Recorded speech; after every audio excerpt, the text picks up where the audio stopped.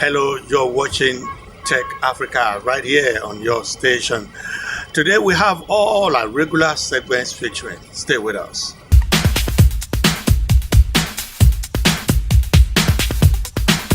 In case you've just joined us, this is Tech Africa. Coming up now is Tech News.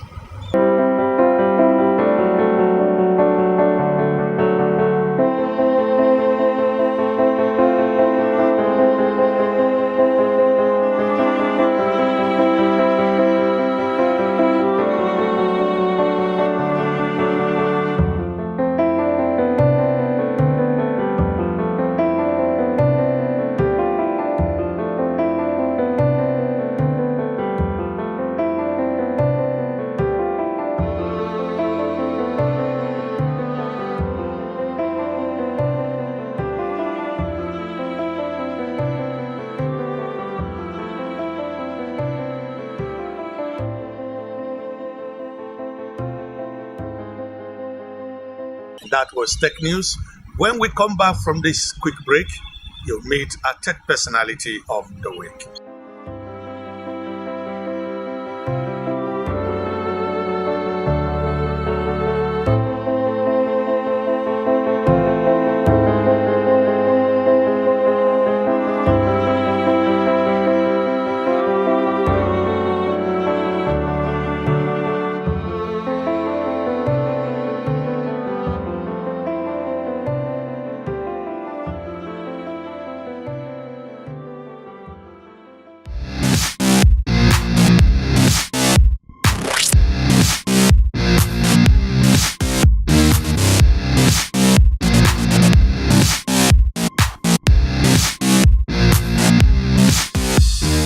This year has been, to a large extent, a year of stability in the agricultural sector, because the agricultural sector has been neglected for so long. The past 5 or 6 years has been a rebuilding of the agricultural sector, and it's taken a long time because a number of key factors that will have accelerated the growth of agricultural practice and agribusiness in Nigeria are not there. First is the lack of proper long-term funding arrangement. 2, the manpower training that is required. 3, government policies which are put together without the input of the actual players in the field. All these have slowed down the pace at which agricultural growth will have taken place in Nigeria and take over the commanding role in the economic sector of the country.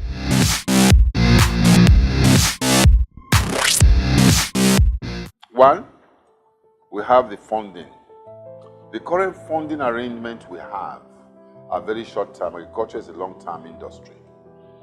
Even where some of the farming practices are short-term, like the horticulture and so on, the banks don't really have the understanding of what's involved here. Interest rates are extremely high. Efforts by the central bank, which are very well-intentioned, don't seem to have been well synchronized with the commercial banking sector in Nigeria. And they are the ones that actually disburse the funds.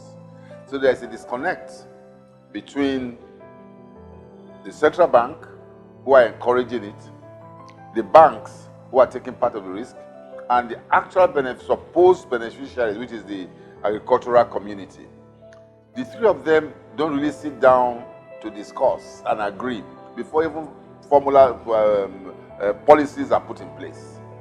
Now, the second part is the fact that as of today, the land tenure system is a big challenge.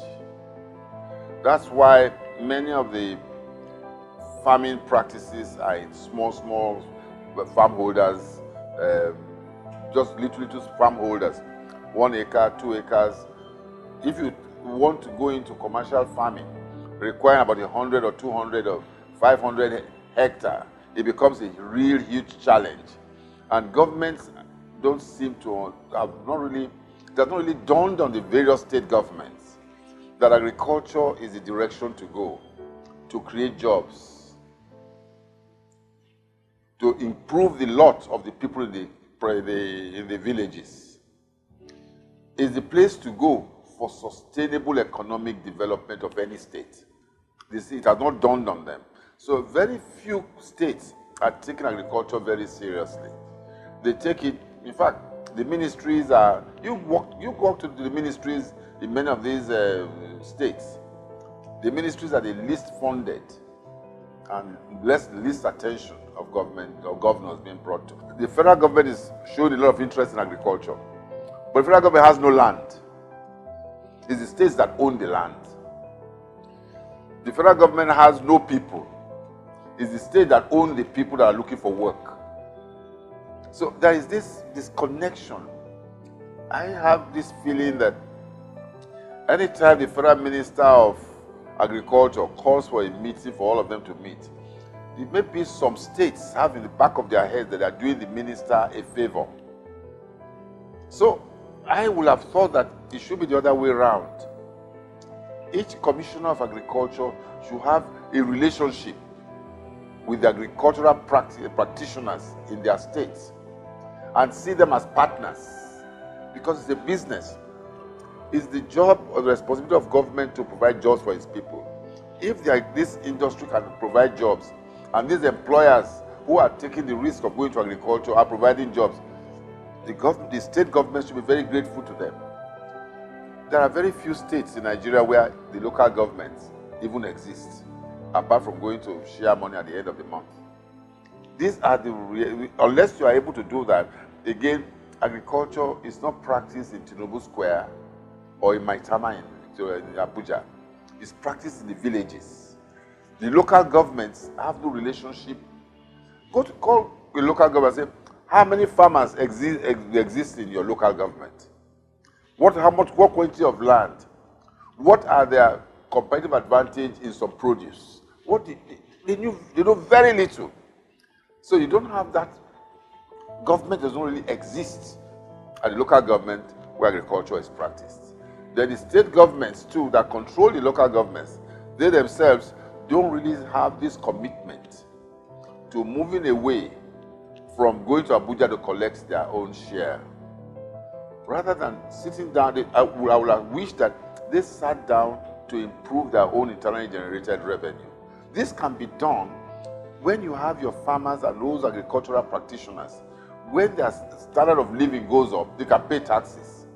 You must see it from that perception that every time you lift up a farmer, every time you lift up an agribusiness person, you lift him to a position where he's able to earn income to pay taxes. That helps the state. So that overall thing does not really still exist. We still have this mentality of going on into the past. The banks are not helping. Local governments don't exist. State governments don't understand it. The federal government is helpless. When you put all this together, how can it really grow? So those of us who are practitioners, we are on our own. We have to go and raise the money somewhere. We have to go and beg people for money. We have to find land. After you have gone to government, even when government gives you land, the family comes and says it's their own land. Government will not support you. So you have to do, it pays you better than even go to the family and say, please, can we release some land from you? And again, if you are lucky that that family is united, that's fine. But in many cases, they are disunited. After you've taken the land, they will come regularly, they will come and collect some share of the land, so some share of the money. And these are all things that are happening in the agricultural industry. We've never really sat down to discuss. And unless we discuss this, the potentials for agriculture is huge. But Nigeria is lucky. Lucky in two ways. One, God was kind to give us a very fertile country. The land is very fertile, right through. There's something you can grow from the Atlantic Ocean to the Sokoto boundary.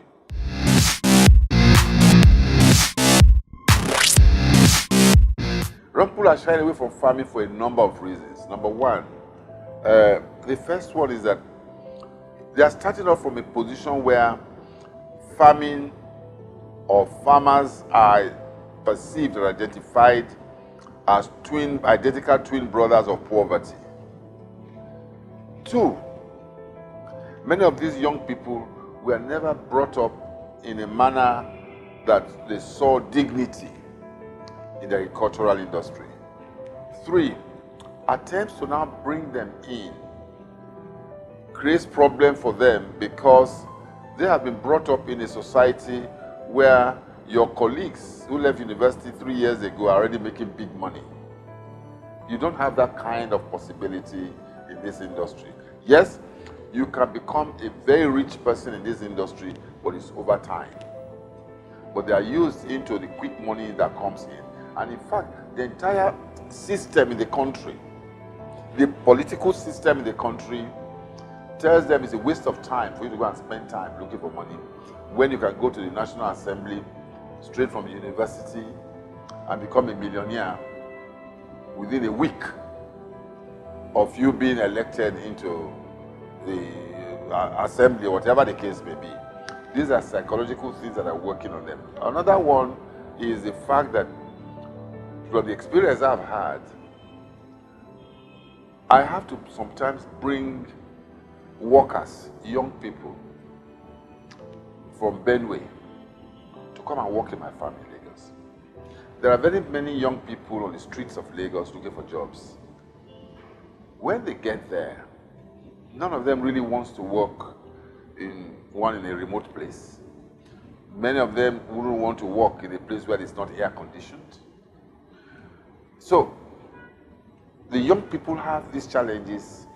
And thirdly, these same people are earning income which are not in any way comparable to what the banks are paying. And these are graduates like them. All these things are all coming together because there is no joint policy, long-term policy, that will make them feel that this industry is a dignified industry. This is an industry that should be the future of Nigeria. No overall policy. Unless we are able to do that, we in the private sector who are trying to make ends meet are stubbornly carrying on all by ourselves and seeing our neighbors in other countries, including other African countries, that are taking agriculture seriously. We will just continue to be where we are, going around in circles. The profitability is eroded by the fact you have to do everything yourself.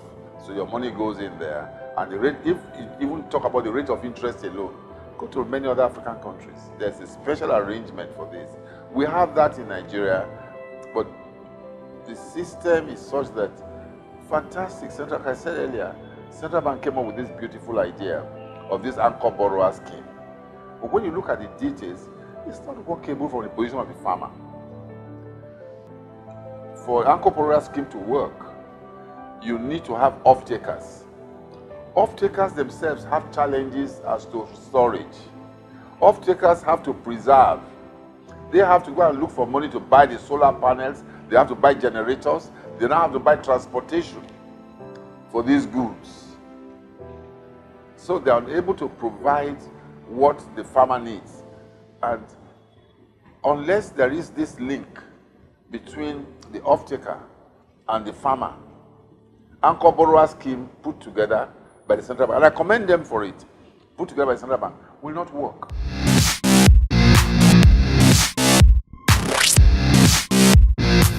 President, to start with, how important is agriculture to you? What kind of economic role do you think agriculture should take? What position should it take in the center stage of Nigeria's economic growth? If you are really committed to it, then show it to the nation. One, you have the Minister for Water Resources, you have Minister for Crops, you have Minister for Animal Husbandry, and you now tie up the other ministries, like the Ministry of Works, Ministry of Power, and so on and so forth, to understand that your economic goals are first and foremost agriculture. And it's that agriculture that will feed your manufacturing industry. A country that relies on imported raw materials can never have a thriving manufacturing industry. You must first of all upgrade, process your own local produce that God has given us. Do it with that first. So I would say to him, don't just talk about it.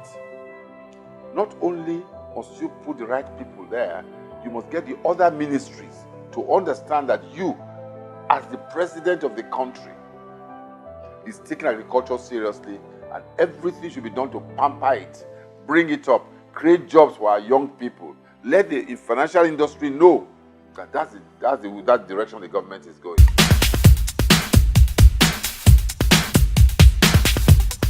That was our tech personality of the week, and really do hope you found some of those information quite useful. Reach us on the numbers and emails now showing on your screen. On behalf of the production crew, thanks for watching. I'll be back next time.